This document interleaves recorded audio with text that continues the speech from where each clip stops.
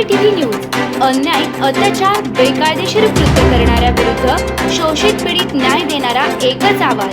Shivkranti TV Dinbandhu news. संपादक सत्यशोधक शंकरराव लिंगे. 73 87 37 78 0.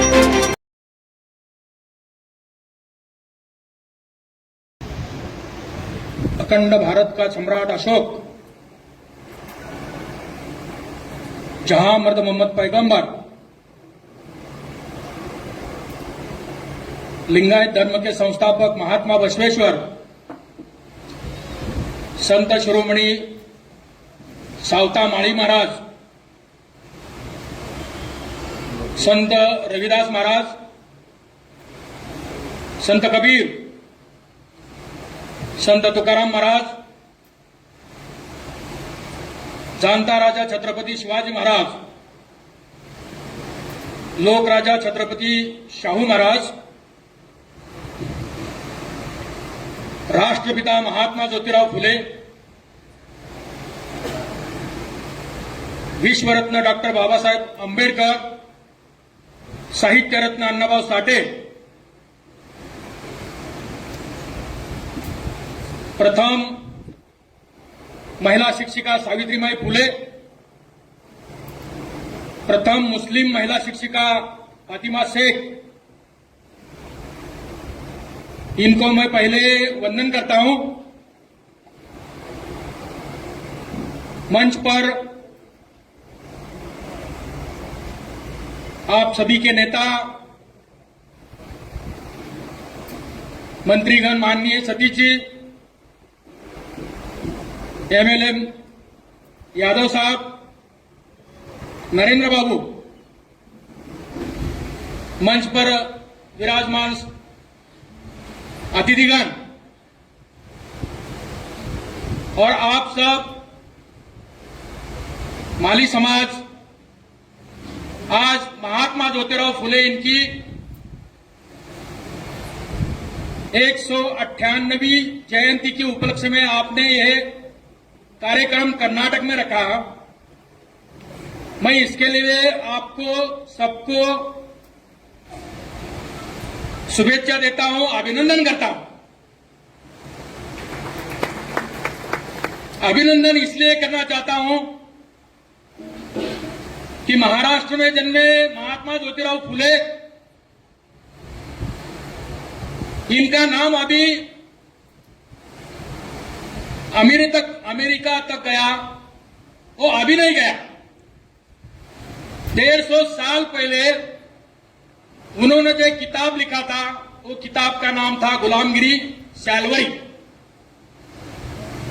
वो सैलवरी किताब महात्मा ज्योतिराव फुले इन्होंने अमेरिका के काले और गोरे संघर्ष, उसमें काले लोगों ने जो संघर्ष चलाया और उसमें जीत पाई, उनके संघर्ष को वो किताब उन्होंने समर्पित किया था.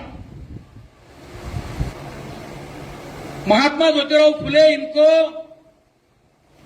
डॉक्टर बाबा साहेब आंबेडकर ने गुरु माना था. डॉक्टर बाबा साहेब आंबेडकर इतने लिखे पढ़े हैं कि दुनिया में अभी कोई लिखा पढ़ा इनसे ज्यादा नहीं है. 32 डिग्रियां उनके पास हैं. मगर महात्मा ज्योतिराव फुले, इनको उन्होंने गुरु माना है. महात्मा ज्योतिराव फुले, डॉक्टर बाबा साहेब आंबेडकर,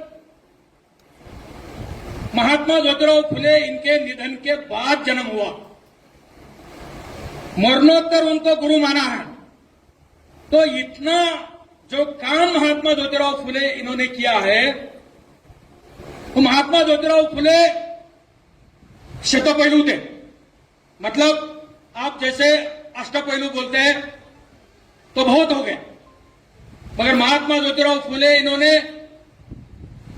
सामाजिक, राजनीतिक, आर्थिक, कृषि, संशोधन, वो एक उद्योगपति थे. उनका पुणे कमर्शियल कॉन्ट्रैक्ट कंपनी था, उसका टर्नओवर उनका 1 साल का 12 लाख रुपए का था. उसके सामने उस टाइम टाटा का टर्नओवर जो था सिर्फ 20,000 रुपए का था। मतलब महात्मा ज्योतिराव फुले इतने बड़े उद्योगपति थे, उन्होंने जो साहित्य लिखा वो साहित्य उन्होंने उसी टाइम प्रकाशित किया और उन्होंने वो मुद्रा छपवाई और सुरक्षित किया उसको। नहीं तो अभी जो महाराष्ट्र में महात्मा ज्योतिराव फुले, इनके ऊपर जो फुले चित्रपट निकला है उसके ऊपर वादंग हो रहा है कि ये सीन मत दिखाओ, वो सीन मत दिखाओ।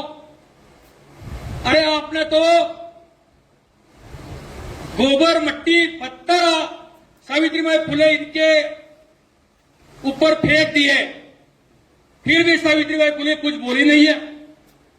उन्होंने सिखाने का, पढ़ाने का काम जो किया वो अद्भुत था। वो एक साड़ी साथ में लेके जाती थी और ये गोबर, पत्थर, मट्टी, कीचड़ जो फेंकते थे ये मनुवादी, वो स्कूल में जाने के बाद साड़ी बदलती थी और आपको पढ़ाती थी। इस देश का पहला स्कूल सावित्रीबाई फुले इन्होंने भिडेवाड़ा में चालू किया। उसको 175 साल हो गए। 175 साल के बाद अभी महाराष्ट्र गवर्नमेंट ने उसको अंतर्राष्ट्रीय स्मारक बनाया। 200 करोड़ का निधि दिया है। महात्मा ज्योतिराव फुले इनका स्मारक भिडेवाड़ा, फुलेवाड़ा और सावित्रीबाई फुले इनका जन्म गांव नायगांव, यहां भी स्मारक बना है। मगर हमने मांग रखी है उनका स्मारक बम्बई में होना चाहिए, क्योंकि बम्बई में उन्होंने जो काम किया है, CST station, Chhatrapati Shivaji Maharaj station जो है महात्मा ज्योतिराव फुले इन्होंने बनाया है। 100 साल की गारंटी का था, आज 125 साल पूरे हो गए। जैसे कि वैसे है। उन्होंने पुणे में जो पुल बनाया है मुड़ामठी नदी के ऊपर, वो 100 साल गारंटी का था, अभी तक वैसा के वैसा है। आपने 10-15 साल के पहले देखा होगा, ये गोवा में मांडवी नदी के ऊपर एक पुल बनाया था, वो उद्घाटन से पहले गिरा था। ये क्वालिटी है हमारे महात्मा ज्योतिराव फुले की, क्वालिटी, ईमानदारी। और ईमानदारी से जितना पैसा कमाया वो पूरा पैसा आपने पढ़ाई के ऊपर, अंधश्रद्धा के ऊपर, पालना घर के ऊपर, विधवा संगोपन के ऊपर, सब सामाजिक न्याय के ऊपर। उन्होंने जो किताब पढ़ी थी फंडामेंटल राइट्स, वो फंडामेंटल राइट्स पढ़ने के बाद जो उनको ज्ञान हुआ, उसके लिए उन्होंने बोला कि हमको आजादी नहीं मिली तो चलेगा, मगर पहले सामाजिक आजादी चाहिए, धार्मिक आजादी चाहिए और हमें इस गुलामगिरी से मुक्त होना चाहिए। तभी हमको पढ़ने का, लिखने का, पढ़ने का, आपका विकास करने का मौका मिलेगा। तो इसी तरह महात्मा ज्योतिराव फुले ने शिक्षा को बढ़ावा दिया और पहला स्कूल खोला। उसके लिए महात्मा ज्योतिराव फुले, सावित्रीबाई फुले, इनको अभी महाराष्ट्र सरकार ने भारत रत्न पुरस्कार देने का सोचा है, ठहराव बनाया है।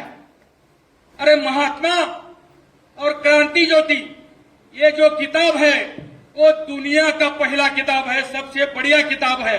ये भारत रत्न उसके सामने कुछ भी नहीं है, कुछ भी नहीं है। देखो महात्मा गांधी को भारत रत्न पुरस्कार दिया है क्या? नहीं दिया, क्योंकि महात्मा बड़े थे। मगर महात्मा गांधी ने बोला है 1932 में पुणे के जेल में थे उधर, उस टाइम एक पत्रकार ने पूछा, तो बोले आप महात्मा है, या भी एक हमारे महात्मा हो गए थे महात्मा ज्योतिराव फुले, इनके बारे में आपका क्या कहना? तो महात्मा गांधी ने कहा, अरे भैया मैं काहे का महात्मा, असली महात्मा तो महात्मा ज्योतिराव फुले है। तो इससे बढ़िया क्या होता? इसके लिए हमने महाराष्ट्र गवर्नमेंट को बोला कि भाई आपने भारत रत्न पुरस्कार दिया है, आपका स्वागत करते हैं, मगर इनको भारत रत्न के बजाय विश्व रत्न देना चाहिए। डॉक्टर बाबा साहेब अम्बेडकर को विश्व रत्न देना चाहिए। इनको भी उन्होंने भारत रत्न पुरस्कार देने के लिए कितना साल लगाया, 1990। उस टाइम जिस टाइम जनता दल की सरकार आ गई उस टाइम मिल गया। अगर महात्मा ज्योतिराव फुले और सावित्रीबाई फुले आपको अगर उनका नाम भी बढ़ाना है, देखो इस दुनिया में ये दाम्पत्य है, ये दाम्पत्य के नाम से 2 विद्यापीठ है। एक सावित्रीबाई फुले पुणे विद्यापीठ है और महात्मा ज्योतिराव फुले कृषि विद्यापीठ राहुरी है। ऐसे 2 विद्यापीठ दाम्पत्य के नाम पे किधर भी नहीं है। इतने बड़े महात्मा ज्योतिराव फुले सावित्रीबाई फुले, इनको नीचा दिखाना नहीं चाहिए। इसके लिए आपने जो महात्मा का जो फुले चित्रपट निकाला है उसके लिए सेंसर बोर्ड ने ऑब्जेक्शन लिया है। 20-15 सीन कट करने वाले हैं। हमने उनको खुला चैलेंज दिया, अगर महात्मा ज्योतिराव फुले इनका समग्र वाङ्मय अंग्रेजों के जमाने में प्रसिद्ध हुआ, बाद में महाराष्ट्र गवर्नमेंट ने उसको प्रसिद्ध किया, मान्यता दी। 1992 में शंकर दयाल शर्मा राष्ट्रपति थे, उनके हाथों से उनका विमोचन हुआ है। अगर उसमें अगर लिखा हुआ एक भी शब्द है, उस शब्द को आपने कट किया तो जो सेंसर बोर्ड का एक आदमी उसके घर पे जाएंगे और हम आंदोलन करेंगे, उसको घर के अंदर बिठाएंगे, बाहर निकलने नहीं देंगे। कोई भी सीन कट करना नहीं चाहिए, क्योंकि अन्याय तुमने किया, हमने नहीं किया। अन्याय तुम करने वाले और सीन कट करो बोलने वाले, अरे अभी तो सुधर जाओ। 175 साल हो गए। 175 साल के भी बाद में आपके दिल में अगर मट्टी है, दिल में गंदगी है, उसको साफ करो पहले और महात्मा ज्योतिराव फुले सावित्रीबाई फुले की माफी मांगो पहले और उनको पुष्पांजलि करके आप उस चित्रपट में जाओ और उसका अभिनंदन करो। मैं इधर हमारे मंत्री साहब है, मंत्री साहब को मैं बोलना चाहता हूं, सतीश जी साहब, आप तो मैं क्या बताऊं, अभी आपने जो बातें कही कन्नड़ में बातें कही, थोड़ी थोड़ी सुन गई, मगर आप में वही गुण है जो डॉक्टर बाबा साहब अम्बेडकर में थे। इधर यादव साहब बैठे हैं। यादव साहब, आपके दिल में जरूर होगा कि ओबीसी के लिए कुछ तो करना चाहिए। नरेंद्र बाबू ने कुछ भी बताया, कुछ भी मांगा, हमारे माली समाज ने कुछ भी मांगा। हम मांगने वाले से नहीं है, हम देने वाले हैं, मगर हमारा हक अभी तक मिला नहीं है, इसके लिए वो मांगना पड़ रहा है।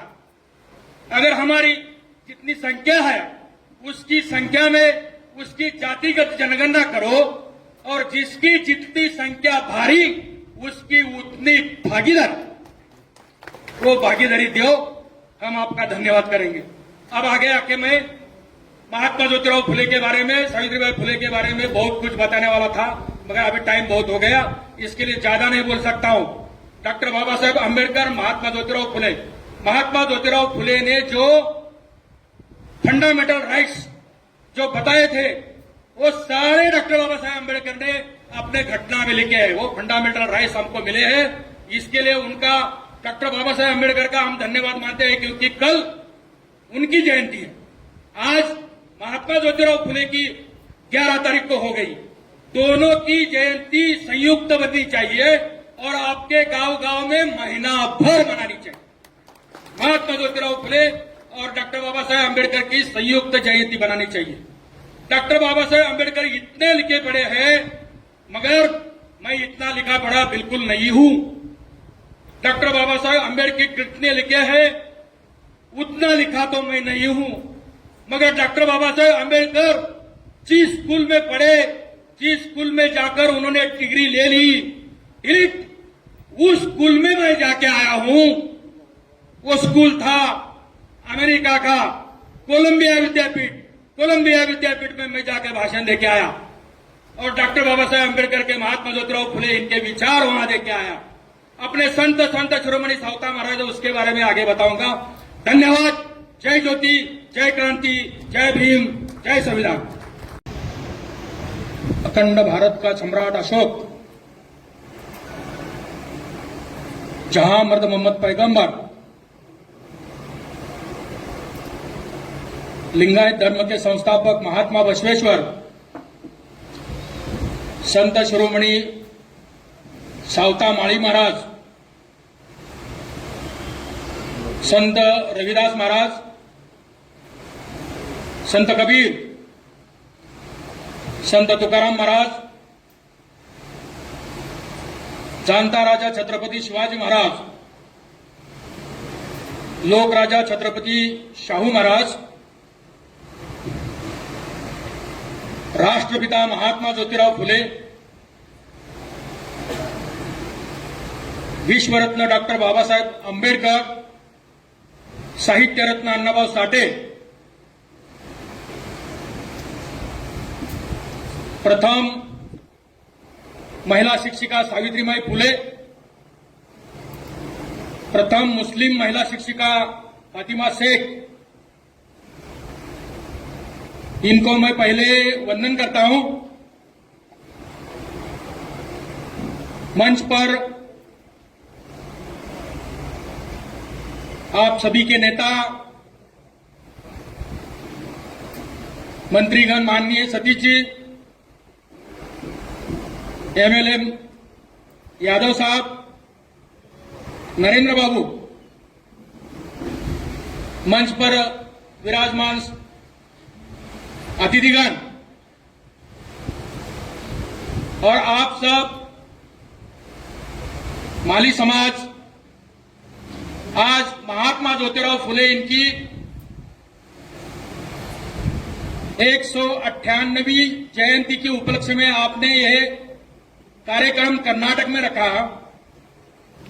मैं इसके लिए आपको सबको शुभेच्छा देता हूं, अभिनंदन करता हूं। अभिनंदन इसलिए करना चाहता हूं कि महाराष्ट्र में जन्मे महात्मा ज्योतिराव फुले, इनका नाम अभी अमेरिका तक गया, वो अभी नहीं गया। 150 साल पहले उन्होंने जो किताब लिखा था, वो किताब का नाम था गुलामगिरी सैलवरी।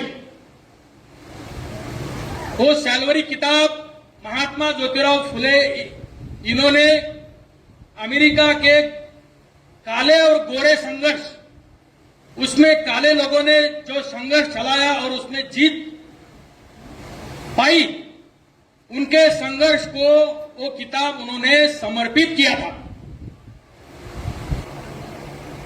महात्मा ज्योतिराव फुले, इनको डॉक्टर बाबा साहेब अम्बेडकर ने गुरु माना था। डॉक्टर बाबा साहेब अम्बेडकर इतने लिखे पढ़े हैं कि दुनिया में अभी कोई लिखा पढ़ा इनसे ज्यादा नहीं है। 32 डिग्रियां उनके पास हैं। मगर महात्मा ज्योतिराव फुले, इनको उन्होंने गुरु माना है। महात्मा ज्योतिराव फुले, डॉक्टर बाबा साहेब अम्बेडकर, महात्मा ज्योतिराव फुले, इनके निधन के बाद जन्म हुआ, मरणोत्तर उनको गुरु माना है।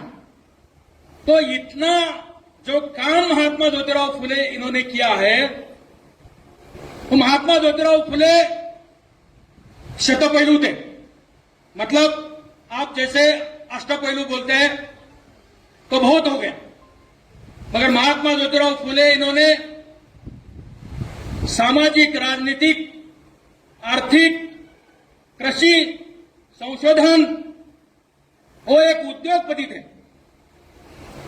उनका पुणे कमर्शियल कॉन्ट्रैक्ट कंपनी था, उसका टर्नओवर उनका 1 साल का 12 लाख रुपए का था।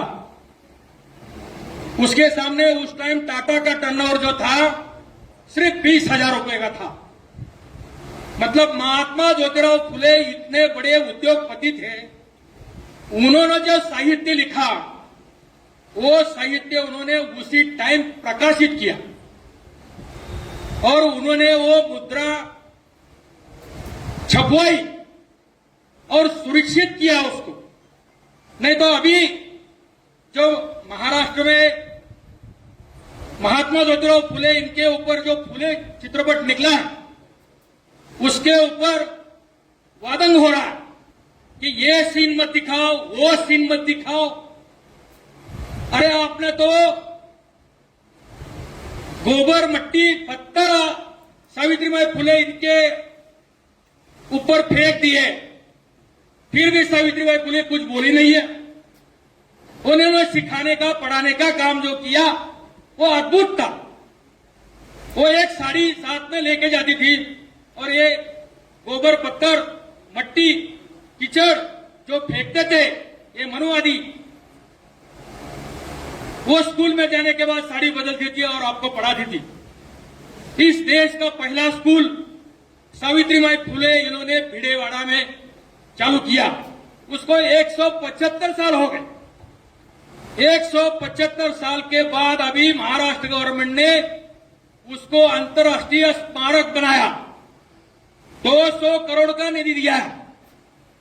महात्मा ज्योतिराव फुले इनका स्मारक भिडेवाड़ा, फुलेवाड़ा और सावित्रीबाई फुले इनका जन्म गांव नायगांव, यहां भी स्मारक बना है। मगर हमने मांग रखी है उनका स्मारक बम्बई में होना चाहिए, क्योंकि बम्बई में उन्होंने जो काम किया है, CST station, Chhatrapati Shivaji Maharaj station जो है महात्मा ज्योतिराव फुले इन्होंने बनाया है। 100 साल की गारंटी का था, आज 125 साल पूरे हो गए। जैसे कि वैसे है। उन्होंने पुणे में जो पुल बनाया है मुड़ामठी नदी के ऊपर, वो 100 साल गारंटी का था, अभी तक वैसा के वैसा है। आपने 10-15 साल के पहले देखा होगा, ये गोवा में मांडवी नदी के ऊपर एक पुल बनाया था, वो उद्घाटन से पहले गिरा था। ये क्वालिटी है हमारे महात्मा ज्योतिराव फुले की, क्वालिटी, ईमानदारी। और ईमानदारी से जितना पैसा कमाया वो पूरा पैसा आपने पढ़ाई के ऊपर, अंधश्रद्धा के ऊपर, पारणा घर के ऊपर, विधवा संगोपन के ऊपर, सब सामाजिक न्याय के ऊपर उन्होंने जो किताब पढ़ी थी फंडामेंटल राइट्स, वो फंडामेंटल राइट्स पढ़ने के बाद जो उनको ज्ञान हुआ, उसके लिए उन्होंने बोला कि हमको आजादी नहीं मिली तो चलेगा, मगर पहले सामाजिक आजादी चाहिए, धार्मिक आजादी चाहिए और हमें इस गुलामगिरी से मुक्त होना चाहिए। तभी हमको पढ़ने का, लिखने का, पढ़ने का, आपका विकास करने का मौका मिलेगा। तो इसी तरह महात्मा ज्योतिराव फुले ने शिक्षा को बढ़ावा दिया और पहला स्कूल खोला। उसके लिए महात्मा ज्योतिराव फुले, सावित्रीबाई फुले, इनको अभी महाराष्ट्र सरकार ने भारत रत्न पुरस्कार देने का सोचा, ठहराव बनाया है। अरे महात्मा और क्रांति ज्योति, ये जो किताब है वो दुनिया का पहला किताब है, सबसे बढ़िया किताब है। ये भारत रत्न उसके सामने कुछ भी नहीं है, कुछ भी नहीं है। देखो महात्मा गांधी को भारत रत्न पुरस्कार दिया है क्या? नहीं दिया, क्योंकि महात्मा बड़े थे। मगर महात्मा गांधी ने बोला है 1932 में पुणे के जेल में थे उधर, उस टाइम एक पत्रकार ने पूछा, तो बोले आप महात्मा है, या भी एक हमारे महात्मा हो गए थे महात्मा ज्योतिराव फुले, इनके बारे में आपका क्या कहना? तो महात्मा गांधी ने कहा, अरे भैया मैं काहे का महात्मा, असली महात्मा तो महात्मा ज्योतिराव फुले है। तो इससे बढ़िया क्या होता? इसके लिए हमने महाराष्ट्र गवर्नमेंट को बोला कि भाई आपने भारत रत्न पुरस्कार दिया, आपका स्वागत करते हैं, मगर इनको भारत रत्न के बजाय विश्व रत्न देना चाहिए। डॉक्टर बाबा साहेब अम्बेडकर को विश्व रत्न देना चाहिए। इनको भी उन्होंने भारत रत्न पुरस्कार देने के लिए कितना साल लगाया? 1990, उस टाइम जिस टाइम जनता दल की सरकार आ गई उस टाइम मिल गया। अगर महात्मा ज्योतिराव फुले और सावित्रीबाई फुले आपको अगर उनका नाम भी बढ़ाना है, देखो इस दुनिया में ये दाम्पत्य है, ये दाम्पत्य के नाम से 2 विद्यापीठ है। एक सावित्रीबाई फुले पुणे विद्यापीठ है और महात्मा ज्योतिराव फुले कृषि विद्यापीठ राहुरी है। ऐसे 2 विद्यापीठ दाम्पत्य के नाम पे किधर भी नहीं है। इतने बड़े महात्मा ज्योतिराव फुले सावित्रीबाई फुले, इनको नीचा दिखाना नहीं चाहिए। इसके लिए आपने जो महात्मा का जो फुले चित्रपट निकाला है, उसके लिए सेंसर बोर्ड ने ऑब्जेक्शन लिया है। 20-15 सीन कट करने वाले हैं। हमने उनको खुला चैलेंज दिया, अगर महात्मा ज्योतिराव फुले इनका समग्र वाङ्मय अंग्रेजों के जमाने में प्रसिद्ध हुआ, बाद में महाराष्ट्र गवर्नमेंट ने उसको प्रसिद्ध किया, मान्यता दी। 1992 में शंकर दयाल शर्मा राष्ट्रपति थे, उनके हाथों से उनका विमोचन हुआ है। अगर उसमें अगर लिखा हुआ एक भी शब्द है, उस शब्द को आपने कट किया, तो जो सेंसर बोर्ड का एक आदमी उसके घर पे जाएंगे और हम आंदोलन करेंगे, उसको घर के अंदर बिठाएंगे, बाहर निकलने नहीं देंगे। कोई भी सीन कट करना नहीं चाहिए, क्योंकि अन्याय तुमने किया, हमने नहीं किया। अन्याय तुम करने वाले और सीन कट करो बोलने वाले, अरे अभी तो सुधर जाओ। 175 साल हो गए। 175 साल के भी बाद में आपके दिल में अगर मट्टी है, दिल में गंदगी है, उसको साफ करो पहले, और महात्मा ज्योतिराव फुले सावित्रीबाई फुले की माफी मांगो पहले, और उनको पुष्पांजलि करके आप उस चित्रपट में जाओ और उसका अभिनंदन करो। मैं इधर हमारे मंत्री साहब है, मंत्री साहब को मैं बोलना चाहता हूं, सतीश जी साहब, आप तो मैं क्या बताऊं, अभी आपने जो बातें कही, कन्नड़ में बातें कही, थोड़ी थोड़ी सुन गई, मगर आप में वही गुण है जो डॉक्टर बाबा साहब अम्बेडकर के थे। इधर यादव साहब बैठे हैं। यादव साहब, आपके दिल में जरूर होगा कि ओबीसी के लिए कुछ तो करना चाहिए। नरेंद्र बाबू ने कुछ भी बताया, कुछ भी मांगा, हमारे माली समाज ने कुछ भी मांगा। हम मांगने वाले से नहीं है, हम देने वाले हैं, मगर हमारा हक अभी तक मिला नहीं है, इसके लिए वो मांगना पड़ रहा है। अगर हमारी कितनी संख्या है, उसकी संख्या में उसकी जातिगत जनगणना करो, और जिसकी जितनी संख्या भारी उसकी उतनी भागीदारी, वो भागीदारी दो, हम आपका धन्यवाद करेंगे। अब आगे आके मैं महात्मा ज्योतिराव फुले के बारे में, सावित्रीबाई फुले के बारे में बहुत कुछ बताने वाला था, मगर अभी टाइम बहुत हो गया, इसके लिए ज्यादा नहीं बोल सकता हूं।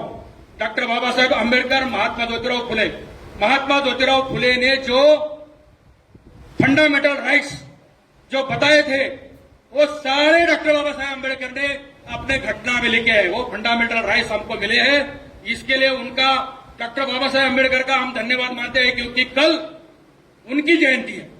आज महात्मा ज्योतिराव फुले की 11 तारीख को हो गई। दोनों की जयंती संयुक्त बननी चाहिए और आपके गांव गांव में महीना भर मनानी चाहिए। महात्मा ज्योतिराव फुले और डॉक्टर बाबा साहेब अम्बेडकर की संयुक्त जयंती बनानी चाहिए। डॉक्टर बाबा साहेब अम्बेडकर इतने लिखे पढ़े हैं, मगर मैं इतना लिखा पढ़ा बिल्कुल नहीं हूं। डॉक्टर बाबा साहेब अम्बेडकर कितने लिखे हैं, उतना लिखा तो मैं नहीं हूं, मगर डॉक्टर बाबा साहेब अम्बेडकर जिस स्कूल में पढ़े, जिस स्कूल में जाकर उन्होंने डिग्री ले ली, उस स्कूल में मैं जाके आया हूं। वो स्कूल था अमेरिका का कोलंबिया विद्यापीठ। कोलंबिया विद्यापीठ में मैं जाकर भाषण देके आया, और डॉक्टर बाबा साहेब अम्बेडकर के, महात्मा ज्योतिराव फुले, इनके विचार वहां देके आया। अपने संत शिरोमणि सावता महाराज, उसके बारे में आगे बताऊंगा। धन्यवाद। जय ज्योति, जय क्रांति, जय भीम, जय संविधान। 98ನೇ ಜಯಂತಿಯ ಕಾರ್ಯಕ್ರಮದ ಸಾನ್ನಿಧ್ಯ ವಹಿಸಿರುವಂತ ಪರಮ ಪೂಜ್ಯ ಶ್ರೀ ಜಗದ್ಗುರು ಶ್ರೀ ಜ್ಞಾನದಾಪುರಿ ಮಹಾಸ್ವಾಮೀಜಿ ಶಿವಗಂಗೆ ಪೀಠ ತುಮಕೂರು ಇವರ ಪಾದಗಳಿಗೆ ನಮಸ್ಕರಿಸುತ್ತಾ, ಅದೇ ರೀತಿ ನಿಪ್ಟಾಳ ಆಶ್ರಮದ ಶ್ರೀಗಳು, ಒಡೆರಟ್ಟಿ ಶ್ರೀಗಳು, ಕಂಪೇರಟ್ಟಿ ಶ್ರೀಗಳು ಅವರಿಗೂ ಕೂಡ ಭಕ್ತಿಪೂರ್ವಕವಾಗಿ ನಮಸ್ಕರಿಸುತ್ತಾ, ಕಾರ್ಯಕ್ರಮದಲ್ಲಿ ಈಗ ತಾನೇ ನಮ್ಮೆಲ್ಲ ಉದ್ದೇಶಿಸಿ ಮಾತಾಡಿದಂತಹ ಮಾಜಿ ಶಾಸಕರು ಆತ್ಮೀಯರಾದ ನರೇಂದ್ರ ಬಾಬು ಅವರೇ, ಆತ್ಮೀಯರು ಈ ಭಾಗದ ಮುಖಂಡರಾದ ಮಾಹಿರ್ ಮೊಹಿತೆ ಅವರೇ, ಇನ್ನೂರು ಆತ್ಮೀಯರು ವಿಧಾನ ಪರಿಷತ್ನ ಸದಸ್ಯರಾದ ನಾಗರಾಜ್ ಯಾದವ್ ಅವರೇ, ಸದಾಶಿವ ಬೂಟಾಳೆ ಅವರೇ, ಈ ಕಾರ್ಯಕ್ರಮದ ರೂವಾರಿಗಳು, ಈ ಕಾರ್ಯಕ್ರಮದ ಮುಖಾಂತರ ನಮ್ಮ ಸಮುದಾಯ ಪ್ರಗತಿ ಆಗಬೇಕು, ಸಮಸ್ಯೆಗಳಿಗೆ ಪರಿಹಾರ ಆಗಬೇಕಂತ ಕಾರ್ಯಕ್ರಮ ನಿರೂಪಿಸಿದಂತ ಬಸವರಾಜ ಬಾಳಕೆ ಅವರೇ ಮತ್ತು ಅಶೋಕ್ ಲಿಂಬಿಗಿಡದವರೇ, ಅವರೆಲ್ಲ ಸಹೋದರಗಳೇ, ವೇದಿಕೆ ಮೇಲಿರುವಂತಹ ಎಲ್ಲ ಗಣ್ಯಮಾನ್ಯರೇ, ಈ ಕಾರ್ಯಕ್ರಮ ಭಾಗವಂತ ಎಲ್ಲ ಆತ್ಮೀಯ ಬಂಧುಗಳೇ, ಇವತ್ತು ನಾವು ಒಬ್ಬ ಮಹಾನ್ ನಾಯಕನ ಜಯಂತಿಯನ್ನು ಆಚರಣೆ ಮಾಡ್ತಾ ಇದ್ದೀವಿ. ಈಗಾಗಲೇ ಬಹಳಷ್ಟು ಭಾಷಣಕಾರರು ತಮ್ಮದೇ ಆದ ಅನುಭವಗಳ ಮೂಲಕ ಜ್ಯೋತಿಬಾ ಫುಲೆ ಅವರ ಹೋರಾಟ, ಅವರ ಸಿದ್ಧಾಂತ ಜೊತೆಗೆ ಆ ಸಮುದಾಯದ ಸಮಸ್ಯೆಗಳನ್ನು ಹೇಳುವಂತ ಪ್ರಯತ್ನ ಮಾಡಿದ್ದಾರೆ. ಮಹಾತ್ಮ ಜ್ಯೋತಿಬಾ ಫುಲೆ ಅವರು ಸಾವಿತ್ರಿಬಾಯಿ ಫುಲೆ ಅವರಿಗೆ ಶಿಕ್ಷಣ ನೀಡುವ ಮೂಲಕ ವಂಚಿತ ಸಮುದಾಯಗಳು ಮತ್ತು ವಿಶೇಷವಾಗಿ ಮಹಿಳೆಯರಿಗೆ ಶಿಕ್ಷಣ ಕೊಡಬೇಕಂತ 1850ರಲ್ಲಿ ಪುಣೆಯಲ್ಲಿ ಅವರ ಕ್ರಾಂತಿ ಪ್ರಾರಂಭ ಆಯಿತು. ಆ ಕ್ರಾಂತಿ ಪ್ರಾರಂಭ ಆಗಿ ಇನ್ನೂ ಮುಂದುವರ್ತಾನೆ ಇದ್ದಾವೆ ನಿತ್ಯಗಳು. ಅವರು ಮಾಡಿರುವಂತಹ ಘನ ಕಾರ್ಯ ಅದು ಮಹಿಳೆಯರಿಗೆ ವಿಶೇಷವಾಗಿ ಶಿಕ್ಷಣ ಕೊಡಬೇಕು. ಯಾಕಂದ್ರೆ 1850ರಲ್ಲಿ ಮಹಿಳೆಯರಿಗೆ ಶಿಕ್ಷಣ ಪಡೆದು ಬಹಳ ಕಷ್ಟದ ಕೆಲಸ ಆಗಿದೆ. ಆ ಸಂದರ್ಭದಲ್ಲಿ ಯಾರು ಕೂಡ ಶೋಷಿತರು, ವಿಶೇಷವಾಗಿ ಮಹಿಳೆಯರು ಕೂಡ ಶಿಕ್ಷಣಕ್ಕೆ ನಿರ್ಬಂಧ ಇತ್ತು. ಅಂತ ಸಂದರ್ಭದಲ್ಲಿ ಅವರಿಗೆ ಚಿಕ್ಕ ವಯಸ್ಸಿನಲ್ಲಿ ಅವರಿಗೆ ಒಂದು ಶಾಲೆ ಪ್ರಾರಂಭ ಮಾಡಿ ಮಹಿಳೆಯರಿಗೆ ಶಿಕ್ಷಣ ಕೊಡುವಂತ ಬಹಳ ಮಹತ್ವದ ಒಂದು ನಿರ್ಧಾರದಿಂದ ಇವತ್ತು ಭಾರತ ದೇಶದಲ್ಲಿ ಅವರು ಪ್ರಭಾವಗಳಾಗಿದ್ದಾರೆ. ಕಾಶ್ಮೀರದಿಂದ ಹಿಡಿದು ಕನ್ಯಾಕುಮಾರಿವರೆಗೆ ಸಾವಿತ್ರಿಬಾಯಿ ಫುಲೆ ಮತ್ತು ಜ್ಯೋತಿಬಾ ಫುಲೆ ಅವರನ್ನ ಫೋಟೋ ನೋಡ್ತೀವಿ. ಬಹುಶಃ ನಾವು ಚಿಕ್ಕುಡಿಯಲ್ಲಿ ನೋಡ್ಲಿಕ್ಕೆ ಆಗೋಲ್ಲ, ಆದರೆ ಕನ್ಯಾಕುಮಾರಿಯಲ್ಲಿ ನೋಡ್ಲಿಕ್ಕೆ ಸಾಧ್ಯ ಇದೆ, ಕಾಶ್ಮೀರದಲ್ಲಿ ನೋಡ್ಲಿಕ್ಕೆ ಸಾಧ್ಯ ಇದೆ, ವೆಸ್ಟ್ ಬೆಂಗಾಲಲ್ಲಿ ನೋಡ್ತೀವಿ, ಗುಜರಾತಲ್ಲಿ ನೋಡ್ತೀವಿ. ಅದೇ ರೀತಿ ಅಂಬೇಡ್ಕರ್ ಅವರ ಫೋಟೋ ನೋಡ್ತೀವಿ, ನಾವು ಬುದ್ಧರ ಫೋಟೋ ನೋಡ್ತೀವಿ, ನಾರಾಯಣ ಗುರುಗಳ ಫೋಟೋ ನೋಡ್ತೀವಿ, ಪಕ್ಕದ ಕೊಲ್ಲಾಪುರ ಶಾಹು ಮಹಾರಾಜರ ಫೋಟೋಗಳನ್ನು ನೋಡ್ತೀವಿ. ಯಾಕೆ ನೋಡ್ತೀವಿ ಅಂದ್ರೆ ಅವರು ಅಂತ ಘನ ಕಾರ್ಯ ಮಾಡಿದ್ದಾರೆ. ಈ ದೇಶಕ್ಕೆ ಬಹಳ ದೊಡ್ಡ ಕೊಡುಗೆಯನ್ನು ಕೊಡೋದ್ರಿಂದ ಬಹುಶಃ ದಿಲ್ಲಿಯಲ್ಲಿ ಯಾವುದೇ ಅಲ್ಲಿ ಹೋರಾಟದ ಹಿಂದೆ ಏನು ಕಾರ್ಯಕ್ರಮ ಆಗಿದೆ ಅದ್ರಾಗ ಸಾವಿತ್ರಿಬಾಯಿ ಫುಲೆ, ಜ್ಯೋತಿಬಾ ಫುಲೆ ಚಿತ್ರವನ್ನು ನೋಡ್ತೀವಿ. ಸೊ ಅವ್ರಿನ್ನೂ ಬಹಳಷ್ಟು ಎತ್ತರಕ್ಕೆ ಬೆಳೆಸಬೇಕಾಗಿತ್ತು. ನಾವೆಲ್ಲ ನಾವು ಯಾರಿಗೆ ಬೆಳೆಸಬೇಕಾಯ್ತು ಅವ್ನು ಹಿಂದಿಟ್ಟಿವಿ, ಯಾರನ್ನ ಬೆಳೆಸಬಾರ್ದು ಅವ್ರನ್ನ ಮುಂದಿಟ್ಟಿದೀವಿ. ಇದು ದುರ್ದೈವ. ಹಿಂಗಾಗಿ ಎಲ್ಲ ಇದರಲ್ಲಿ ನಮಗೆ ಅದಾಗಿಲ್ಲ ಇದಾಗಿಲ್ಲ ಅನ್ನೋದು ನಮ್ಮ ಕೊರಗು. ನಿಮ್ಮ ಜ್ಯೋತಿಬಾ ಫುಲೆ ಅವರ ಮಹತ್ವವನ್ನು ನೀವು ಅರಿದೇ ಹೋಗಿದ್ರೆ ಇದು ಸಮಸ್ಯೆ ಆಗಿದೆ. ಬಾಬಾ ಸಾಹೇಬ್ ಅಂಬೇಡ್ಕರ್ ಅವರ ಮಹತ್ವವನ್ನು ನೀವು ಅರಿದಾಗೋದ್ರಿಂದ ನೀವು ನಿಮ್ಮ ಸಮಸ್ಯೆಗಳಿಗೆ ಇನ್ನೂ ಪರಿಹಾರ ಸಿಕ್ಕಿಲ್ಲ. ಬಸವಣ್ಣವರು ಹೇಳಿರುವಂತಹ ಸಮಾನತೆ ಯಾರಿಗೂ ಕೂಡ ಅರ್ಥ ಆಗೋದ್ರಿಂದ ನೀವು ಇನ್ನೂ ಕೂಡ ಹೋರಾಟದಲ್ಲೇ ಇದ್ದೀರಿ. ನಾವಿನ್ನು ಶಿಕ್ಷಣ ಸಿಕ್ಕಿಲ್ಲ, ನಮ್ಮ ಮಕ್ಕಳು IAS ಆಗಿಲ್ಲ, IPS ಆಗಿಲ್ಲ, ನಮಗೂ ನಿಗಮ ಬೇಕಾಗಿದೆ, ಹಲವಾರು ಸಮಸ್ಯೆಗಳಿದೆ. ಇದು ಯಾಕಾಗಿಲ್ಲ, ನಮ್ಮ ಮನೆಯಲ್ಲಿರುವಂತ ಮಹತ್ವವನ್ನು ನಾವು ತಿಳ್ಕೊಳ್ಳಿಕ್ಕಾಗಿಲ್ಲ. ಹೀಗಾಗಿ ಇನ್ನು ಸಂಘರ್ಷ ತಪ್ಪೇ ಇಲ್ಲ. ನಾವು ಕ್ರಾಂತಿಕಾರಿ ಗೀತೆಗಳನ್ನು ಹಾಡ್ತೀವಿ. ಬುದ್ಧ, ಬಸವ, ಅಂಬೇಡ್ಕರ, ಜ್ಯೋತಿಬಾ ಫುಲೆ ಆಗಲಿಲ್ಲ ಆದರ್ಶ, ಇನ್ನೂ ತಪ್ಪೇ ಇಲ್ಲ, ಸಂಘರ್ಷ ತಾಳ್ತೀವಿ. ಅಂದ್ರೆ ಅವ್ರ ಆದರ್ಶ ಆಗಿಲ್ಲ, ಇನ್ನು ನಿಮ್ಮ ತಹಶೀಲ್ದಾರ್ ಆಫೀಸ್ಗೆ ಅರ್ಜಿ ಕೊಡೋದು ತಪ್ಪೇ ಅಲ್ಲ. ತಹಶೀಲ್ದಾರ್ ಆಫೀಸ್ ಕೊಡೋದು, DC ಕೊಡೋದು, ಮಂತ್ರಿ ಬಂದಾಗ ಅವಾಗ ಅರ್ಜಿ ಕೊಡೋದು, ಇವ್ರಿಗೆ ಅರ್ಜಿ ಕೊಡೋದು ತಪ್ಪಿಲ್ಲ. ಜ್ಯೋತಿಬಾ ಫುಲೆ ಅವರ ಆದರ್ಶಗಳನ್ನ ನಾವು ಯಾರು ಕೂಡ ಅಳವಡಿಸಿಕೊಳ್ಳುವುದಿಲ್ಲ. ಹೀಗಾಗಿ ಅಂಬೇಡ್ಕರ್ ಅವರು ಹೇಳಿದಂಗೆ ಯಾರಿಗೆ ಇತಿಹಾಸ ಗೊತ್ತಿದೆ ಅವ್ರಿಗೆ ಮಾತ್ರ ಇತಿಹಾಸವನ್ನ ನಿರ್ಮಾಣ ಮಾಡಬಲ್ಲರು, ನಿರ್ಮಿಸಬಲ್ಲರು ಅಂತ ಹೇಳಿದ್ರು.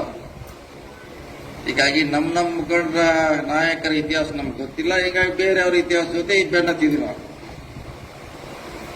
ಬೇರೆಯವ್ರ ಇತಿಹಾಸ ಆದರ್ಶಗಳನ್ನ ನಾವು ಮೈಗೂಡಿಸಿದ್ವಿ. ವಿಜಯ ಶರಣ ಅಂಬಿಗರ ಚೌಡಯ್ಯ ಅವರ ಆದರ್ಶಗಳ ಅವರು ಮಾಡ್ತಿದ್ರು. ನಾರಾಯಣ ಗುರು ಅವರ ಹೋರಾಟನ ಮರ್ತಿದ್ದೀವಿ. ಬುದ್ಧನ ವಿಚಾರಗಳನ್ನ ಮರ್ತಿದ್ದೀವಿ. ಹೀಗಾಗಿ ನಾವಿನ್ನೂ ಸಂಘರ್ಷದ ಹಾದಿಯಲ್ಲಿ ಇದ್ದೀವಿ. ಇನ್ನಾದ್ರೂ ಕೂಡ ನಮ್ಮ ಮನೆಯಲ್ಲಿರುವಂತಹ ಆದರ್ಶಗಳನ್ನ ನಾವು ಅಳವಡಿಸ್ಕೋಬೇಕು.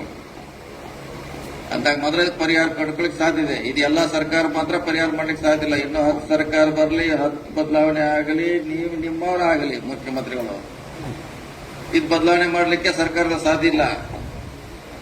ನೀವು ಬೆಳಿಬೇಕು, ನಿಮ್ಮ ಸಮಾಜ ನೀವು ಬೆಳೆಸಬೇಕದು ಸಿದ್ಧಾಂತ ಇದು. ನೀವು ಬೆಳಿಬೇಕು ಫಸ್ಟ್, ನಿಮ್ಮ ಸಮಾಜವನ್ನು ನಿಮ್ಮ ಜೊತೆ ಬೆಳೆಸಬೇಕು. ಈ ಕೆಲವು ಸಮುದಾಯಗಳಿದೆ ನಮ್ಮ ದೇಶದಲ್ಲಿ, ಅವ್ರು ಯಾರು ಸರ್ಕಾರ ಕಡೆ ಅರ್ಜಿನ ಕೊಡೋಲ್ಲ. ಇಡೀ ದೇಶ ಆರ್ಥಿಕತೆ ಅವ್ರ ನಿಯಂತ್ರಣದಲ್ಲಿದೆ. ಗುಜರಾತಿಗಳು, ರಾಜಸ್ಥಾನಿಗಳ ಕೈಯಲ್ಲಿ ಅವರಿಗೆ ಭಾರತ ದೇಶದ ಆರ್ಥಿಕತೆ ಅವ್ರ ಕೈಯಲ್ಲಿದೆ. ಅವ್ರು ಯಾರು MLAಗಳಿಲ್ಲ, MP ಗಳಿಲ್ಲ, ಮುಖ್ಯಮಂತ್ರಿಗಳು ಆಗಿಲ್ಲ. ಅವರು ಅಂದ್ರೆ ಅವ್ರು ಬೆಳೆದ್ರು, ಅವ್ರ ಸಮಾಜನ ಅವ್ರು ಬೆಳೆಸಿದ್ರು. ಆ ಸಿದ್ಧಾಂತಕ್ಕೆ ನಾವೆಲ್ಲ ಬರಬೇಕು. ಸರ್ಕಾರ ಮಾಡುವಷ್ಟು ಮಾಡಿದ್ರೆ ಎಲ್ಲರಿಗೂ ಸಹಾಯ ಮಾಡ್ಲಿಕ್ಕೆ ಸಾಧ್ಯ ಇಲ್ಲ ಸರ್ಕಾರ.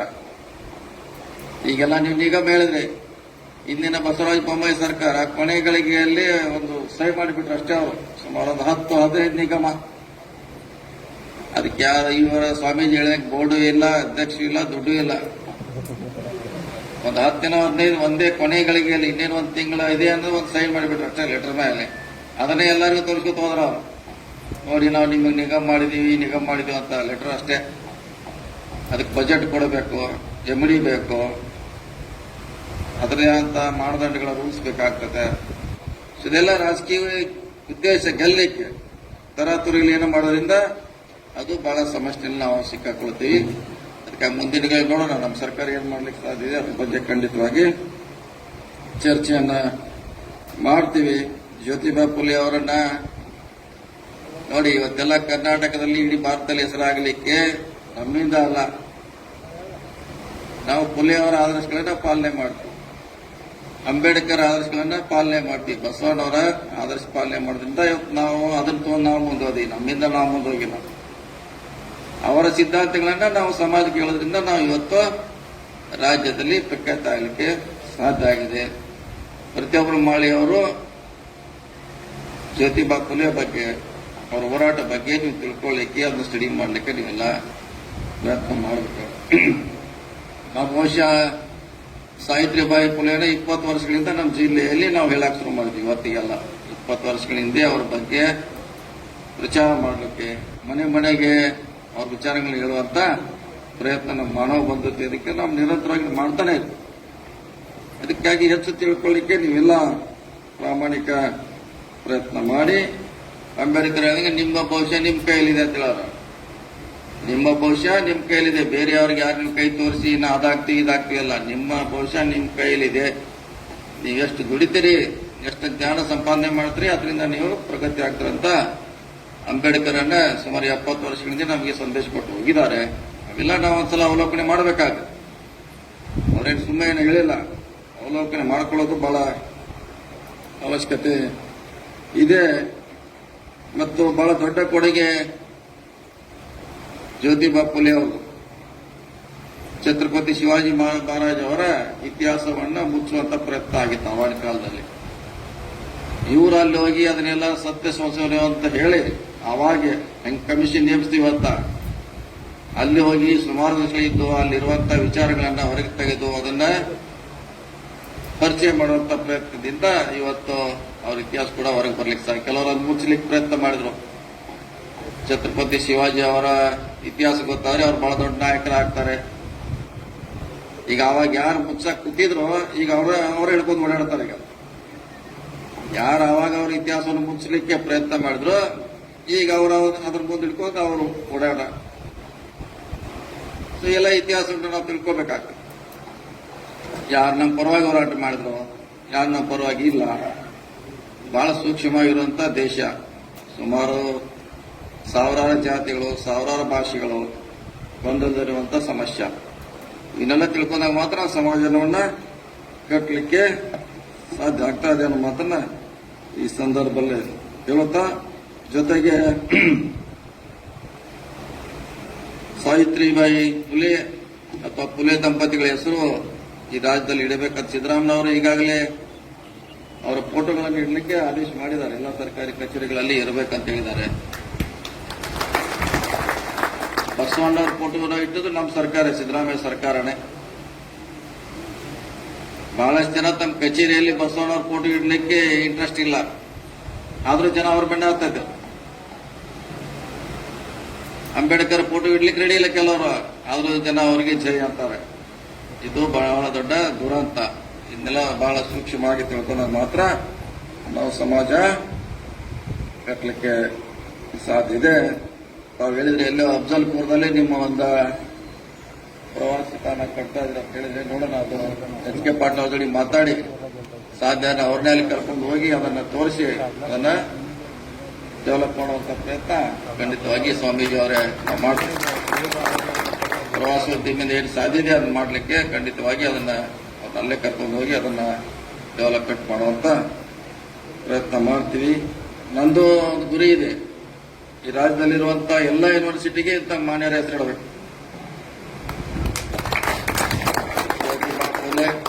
ಡಾಕ್ಟರ್ ಅಂಬೇಡ್ಕರ್, ಬಸವಣ್ಣವರು, ಕಿತ್ತೂರು ಚೆನ್ನಮ್ಮ, ಕ್ರಾಂತಿವೀರ ಸಂಗೊಳ್ಳಿ ರಾಯಣ್ಣ, ನಿಜ ಶರಣ ಅಂಬಿಗರ ಚೌಡಯ್ಯ, ವಾಲ್ಮೀಕಿ ಈಗಾಗಲೇ ನಮ್ಮ ಮೊನ್ನೆ ರಾಯಚೂರಲ್ಲಿ ಇಟ್ಟಿದ್ದೀವಿ. ಸೊ ಅದು ಇಡಿದ್ರಿಂದ ನಮ್ಮ ಹೊಸ ಪೀಳಿಗೆ ಇವ್ರು ಯಾರಂತ ಗೊತ್ತಾಗ್ತದೆ. ಇವ್ರು ಯಾರು, ಇವ್ರ ಹೆಸರು ಯಾಕೆ ಇಟ್ಟಾರೆ?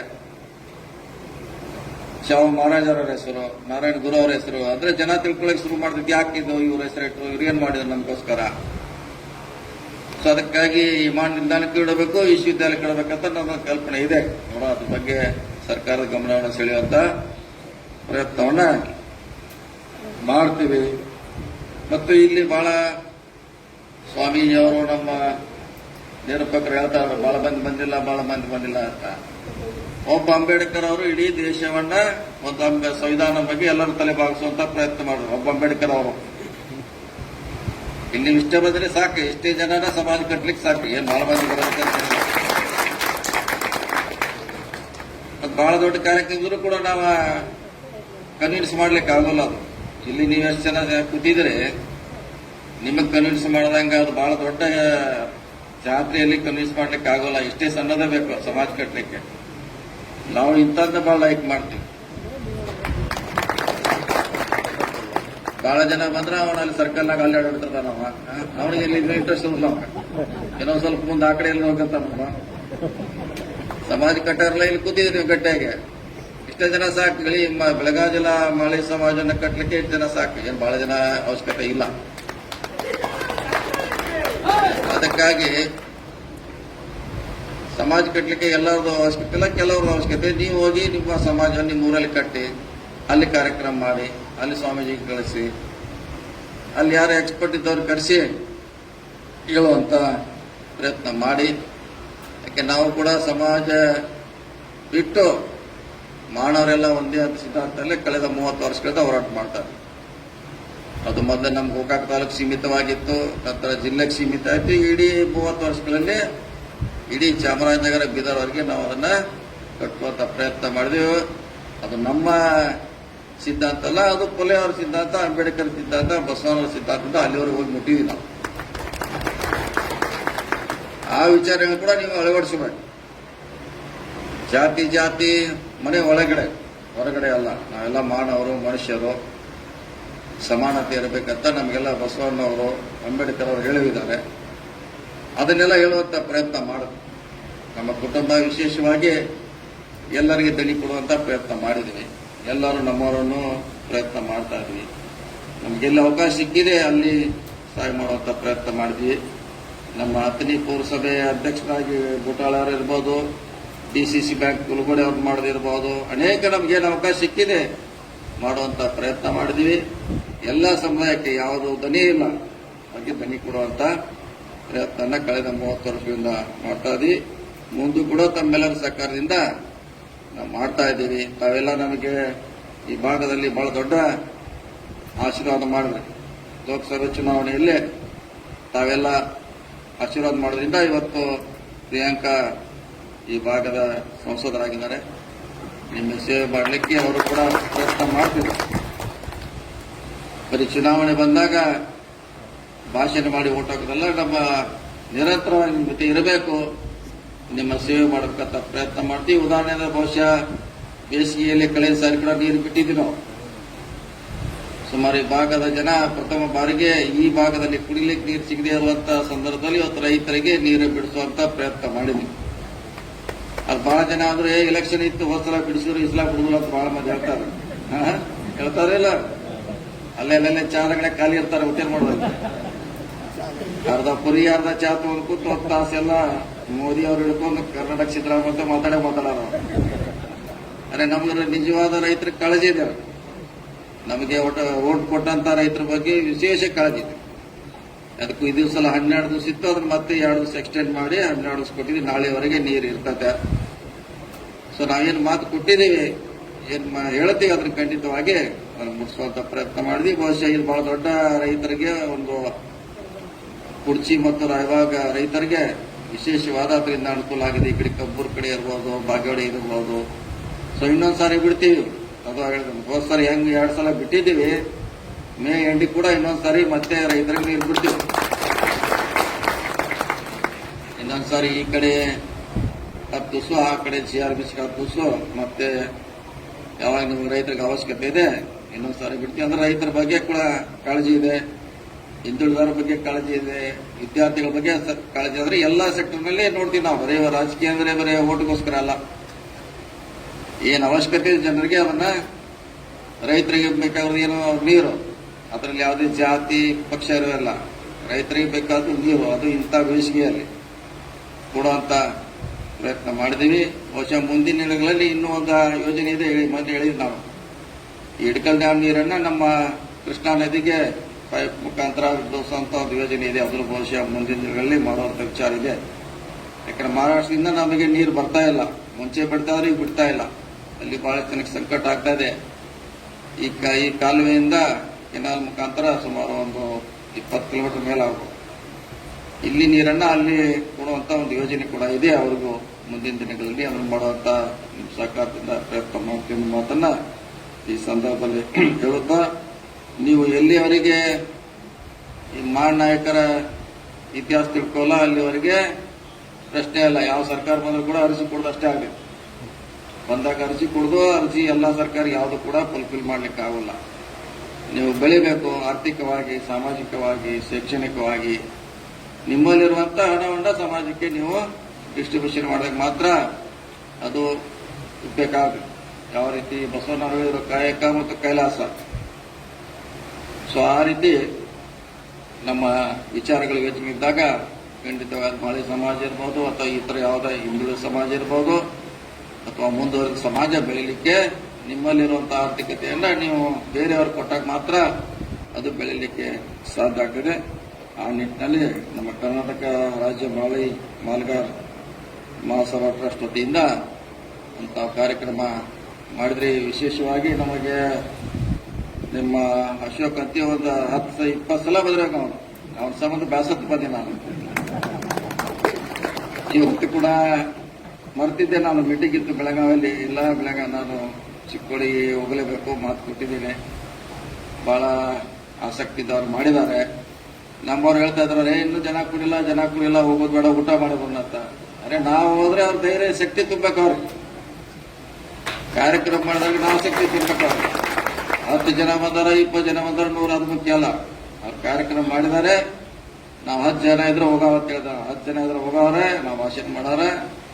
ಅವ್ರಿಗೆ ಶಕ್ತಿ ತುಂಬ. ಇವತ್ತಿನ ಈ 200 ಜನ ಮುಂದಿನ ಸರಿ 2 ಸಲ ಆಗ್ತಾರೆ. ನಾವು ಶಕ್ತಿ ತುಂಬೋದ್ರಿಂದ ಸಂಘಟಿದ್ರೆ ಏನು ಹಂಗೆ ಅದು.